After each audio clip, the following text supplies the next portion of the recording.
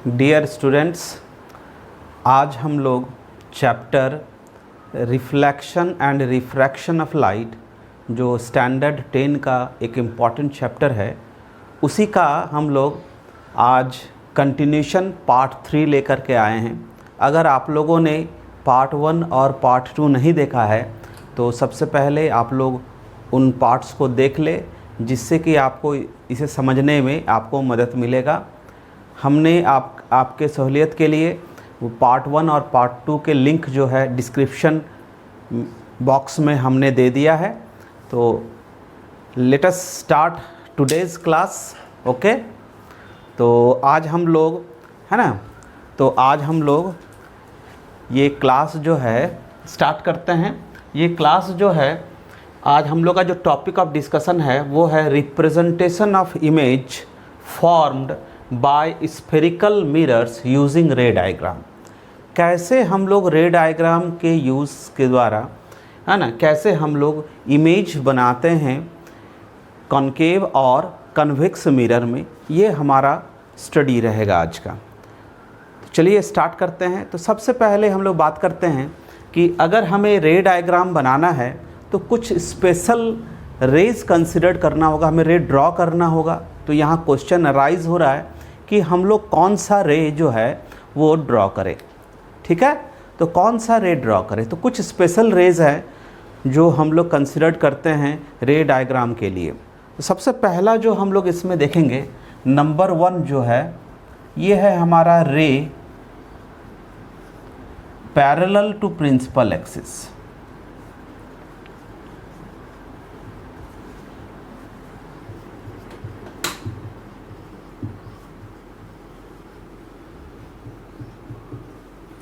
ठीक है, तो रे पैरेलल टू प्रिंसिपल एक्सिस, इसको समझने के लिए कि कैसे रे ये हम कंसिडर करेंगे, इसको समझने के लिए हम लोग यहाँ पर एक मिरर ड्रॉ कर रहे हैं।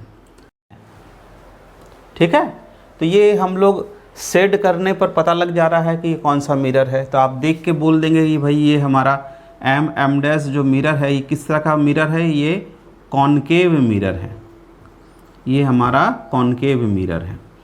ठीक है, तो और यहाँ हमने इस मिरर का ये हमारा प्रिंसिपल एक्सिस लिया, ये हमारा पोल हुआ, ये फोकस हो गया, और ये हमारा सेंटर ऑफ कर्वेचर हो गया, जिसे सी से हम रिप्रेजेंट कर रहे हैं। अब हम एक रे ले रहे हैं जो ray parallel to the principal axis होगा। ठीक है, तो parallel to the principal axis अगर हम एक रे कंसिडर कर रहे हैं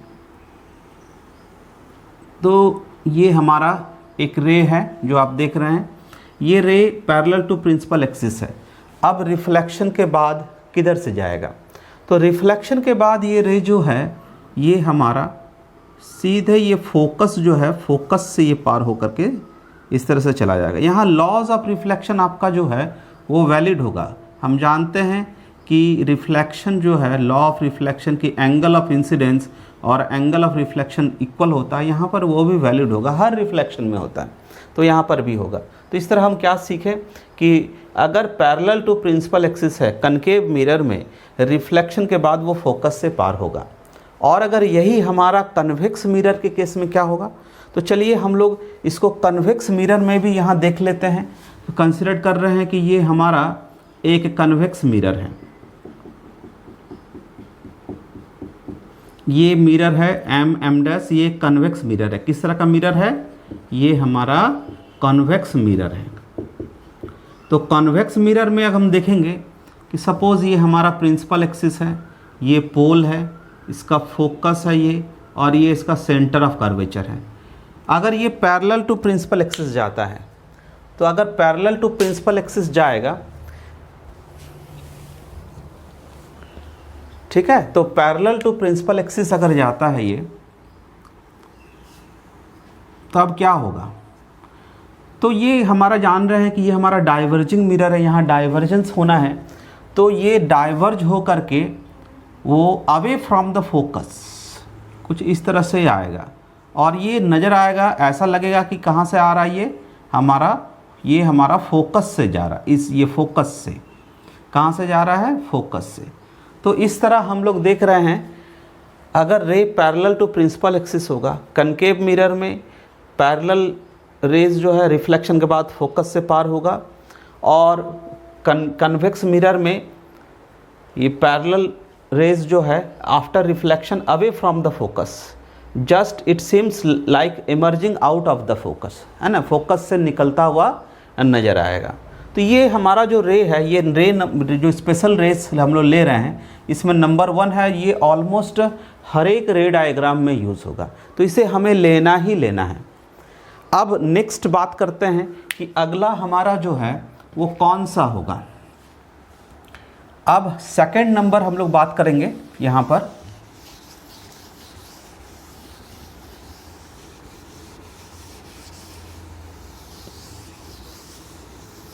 ठीक है। तो हमारा नंबर 2 जो है, ये point number 2, a ray passing through focus, through focus, focus से अगर पार होता है तो हमारा ये कॉनकेव मिरर के लिए देखते हैं फर्स्ट में। तो कॉनकेव मिरर में ये हमारा कॉनकेव मिरर हो गया एम डैश, ये हमारा एक प्रिंसिपल एक्सिस हो गया इसका, ये पोल हो गया, ये फोकस हो गया, और ये सेंटर ऑफ कर्वेचर हो गया सी। तो यहाँ देख रहे हैं अगर ये फोकस से पार होगा लाइक दिस, अगर ये रे फोकस से पार होगा, पासिंग थ्रू फोकस, क्या होगा after reflection, what will happen. तो रिफ्लेक्शन के बाद जो है हमारा ये parallel to the principal axis, ये प्रिंसिपल एक्सिस के पैरेलल ही चला जाएगा लाइक दिस, ठीक है, ये parallel to the principal axis होगा। और अगर यही हमारा कन्वेक्स मिरर में देखेंगे तो कैसा होगा ये। तो कन्वेक्स मिरर में हम यहाँ एक कन्वेक्स मिरर ड्रॉ कर रहे हैं, ये एम डैश, ये हमारा एक कन्वेक्स मिरर है,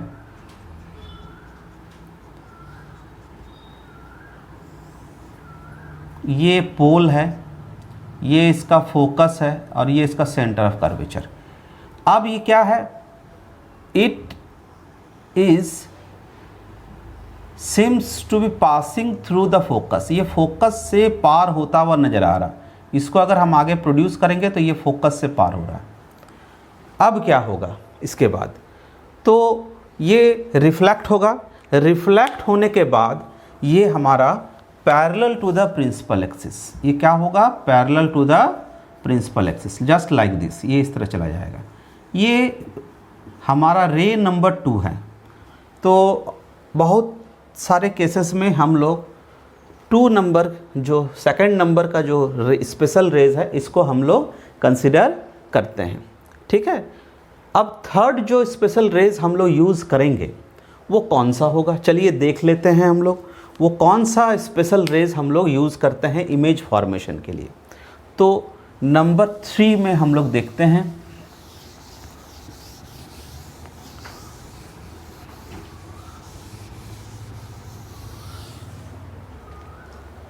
तो number 3 special rays, a ray passing through centre of curvature, centre of curvature C of the mirror, mirror के सेंटर ऑफ कर्वेचर से, कहाँ से, centre of curvature, centre of curvature से अगर पार हो रहा है तो हमारा जो है किस प्रकार से कि इसके बाद क्या होगा, ठीक है। तो हम लोग सबसे पहले कंसिडर कर रहे हैं कि मिरर कौन सा मिरर है, इट इज़ कनकेव मिरर, ये एक कनकेव मिरर है एम डैश, और ये हमारा प्रिंसिपल एक्सिस है, ये हमारा इसका फोकस है, और ये हमारा सेंटर ऑफ कर्वेचर। तो सेंटर ऑफ कर्वेचर से पार होने पर क्या होगा, तो मान लेते हैं कि रे आया और ये सेंटर ऑफ कर्वेचर से पार होकर के यहाँ इंसिडेंट हो रहा है लाइक दिस। तो यहाँ सेंटर ऑफ कर्वेचर से जैसे इंसिडेंट होगा यहाँ पर, तो ये मिरर पर at the point of incident normal होगा, और नॉर्मल होने के कारण क्या होगा, रे जो रिफ्लेक्टेड रे होगा उसी पाथ में वापस लौट जाएगा, क्योंकि नॉर्मल जब इंसिडेंस होगा तो एंगल ऑफ इंसिडेंस 0 हो जाएगा। और हम जानते हैं एंगल आई और angle R, angle of incidence और एंगल ऑफ रिफ्लेक्शन दोनों बराबर होते हैं। तो अगर हमारा एंगल आई 0 है तो एंगल आर को भी 0 होना होगा। तो इसलिए जो रिफ्लेक्टेड रे है इस पाथ को, इस रे को रिट्रेस करते हुए ये वापस चले जाएंगे, इसी में वापस चले जाएंगे। तो अब क्या सीखे हम लोग कि अगर रे सेंटर ऑफ कर्वेचर से पार होकर के मिरर पर इंसिडेंट होता है तो वो वापस उसी पाथ में चला जाता है, उसी इंसिडेंट रे के पाथ को ही फॉलो करते हुए रिफ्लेक्टेड रे चला जाता है। और अगर हम बात करते हैं इसी केस को अगर हम लोग कन्वेक्स मिरर में देखेंगे तो कैसा होगा ये। तो कन्वेक्स मिरर में ये हमारा एम डैश हमारा कन्वेक्स मिरर है। इस कन्वेक्स मिरर में ये हमारा पोल है यहाँ पर, ये हमारा फोकस है और ये हमारा सेंटर ऑफ कर्वेचर है। ये सेंटर ऑफ कर्वेचर की तरफ डायरेक्टेड होगा। किधर होगा? सेंटर ऑफ कर्वेचर से पास होता हुआ आपका नज़र आएगा, लेकिन पास नहीं हो रहा है एक्चुअली, ये नज़र आ रहा है। अब क्या होगा इसके बाद? तो जैसे हम लोगों ने कहा कि यहाँ मिरर पर हमारा यहाँ नॉर्मल इंसिडेंस है, यहाँ पर भी मिरर पर ये नॉर्मल इंसिडेंस है, इसलिए वो रिफ्लेक्टेड रे इसी पाथ में वापस चला जाएगा, जस्ट लाइक दिस, इसी में वापस चला जाएगा। ये इसी में आया ऐसे और फिर वापस चला जाएगा। तो इस तरह से हम लोग 3 स्पेशल रेज देखें, नंबर 1, नंबर 2 और नंबर 3। इन तीनों स्पेशल रेज का यूज़ करते हुए हम लोग सभी तरह के इमेज फॉर्मेशन कनकेव और कन्वेक्स में बना सकते हैं, हम लोग सीख सकते हैं। ठीक है, तो आज हम लोग इस पार्ट को यहीं पर स्टॉप करते हैं। अब नेक्स्ट वीडियो जो होगा उसमें हम लोग कनकेव और कन्वेक्स मिरर के इमेज फॉर्मेशन को देखेंगे, कैसे हम लोग इमेज बना सकते हैं।